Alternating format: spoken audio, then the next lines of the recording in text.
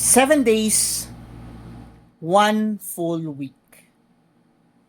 This is the final episode of the phase 1 of Retreat to Love Masterclass series. And welcome to episode 7. And our word for today is grace. Grace isn't about ignoring mistakes. It's about the space we give ourselves and others to be human. In a world that demands perfection, grace is the buffer that keeps our hearts from breaking under the pressure of our own expectations. And to truly resonate with another person, you have to allow for friction.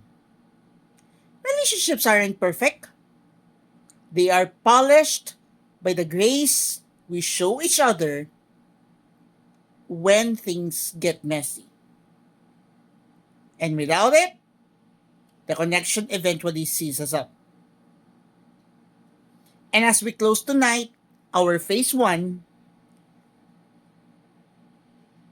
which is the inner foundation, and for the last 7 days, we've been clearing the noise from intent to silence and finally to grace. You've laid the groundwork, you've traced the pulse, now you're ready. Week 1 is officially in the books right now. And get ready because tomorrow we will start our second phase wherein we will be talking about seeing the pattern. And our 8th word, it is clarity.